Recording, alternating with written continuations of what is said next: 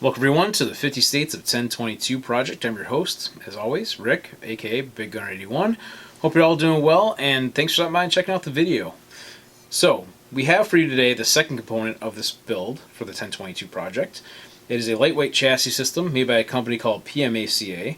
And to kind of tell you a little bit about the company first, PMACA, or some people say PMACA, but it's actually PMACA, stands for Precision Manufacturing and Custom Apparatus. Of course, you had the Manufacturing LLC on there as well for the full name.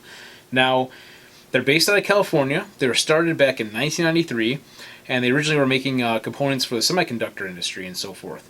Then somehow, fast forward to 2012, they're working with a couple of different competitive shooters, as I understand it, on some different concepts and some ideas for the firearms manufacturing sector. So, now they currently make a couple chassis for the 1022, some lightweight handguards, and some rail sections and things to go along with them. So, to tell you a little bit about this chassis system, it's an aluminum chassis, and if you've been watching the 50 States of AR-15, you know I'm big into AR-15. So one of the things I like about this chassis is that it not only accepts an AR-15 style grip, but also accepts the buffer tube and a stock for an AR-15.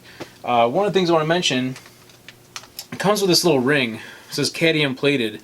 Basically, that goes on here because you might be wondering, well, it doesn't have the end plate for the AR-15 as you would on the buffer tube, you know, and what do you do with that and stuff. You basically use the regular cast nut that's on the buffer tube assembly. Of course, you don't need the spring or the weight or any of that stuff. It's just the hollow buffer tube, and this ring goes on in place to kind of protect the receiver and kind of like lock it together in a sense. So, kind of neat things that you can. If you shoot an AR-15 and you're going over your 1022, you can have similar stocks and similar grips to work with. That's pretty awesome. Again, they do make different rail sections. The front of this receiver has a couple threaded holes in it, so you can actually attach these rails to it. So they're not part of the chassis, so to speak. They're bolted onto it. So if you want to run like a vertical grip or an angled foregrip, and this is a little bit too close for you to do so, you can add one of these extended rail sections on to accommodate that.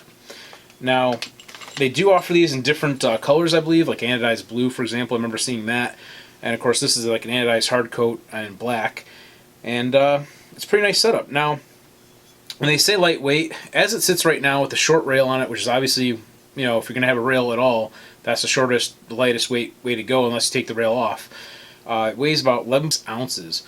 So you're going to see this coming up in the build video as well, to kind of show you how to install the receiver that we have from Tactical Innovations and some of the other components and things to kind of show you how to assemble one of these. And of course, there's so many different options for components for the 1022 because it is really like America's 1022 rifle. It's one of the most popular rifles out there. It's been around for a bazillion years. I can't tell you exactly when because I don't know all the history on it. I'm still learning, and I hope to share some of those bits and pieces of info with you guys as well as I learn them and so forth. And of course, that's the cool thing about this project and about these videos. You guys out there are leaving comments on the videos, and I get to learn from them, and other people get to learn from those comments, as well as me getting to show anything that I pick up along the way as well with you all. So that's what makes a lot of fun, and I hope you guys enjoy the video as well, all the videos that we come up with. Yeah, it's cool, nice little aluminum chassis system. Now, again, it is in black. I went with black because we're probably going to end up doing a special coating to this one as well. I don't know if it's going to be a Cerakote or a Duracoat or, Hydro Dipped or whatever. I don't know. But we're thinking about our options on that one. Once we got all the components, we build the rifle out, we'll figure out what we want to do with it next for you guys to see and so forth. Take a bunch of photos and stuff so you all can see it. So anyway, till next time, everybody, thanks for watching, and go out and have some fun shooting. Brought to you by BATArms.com.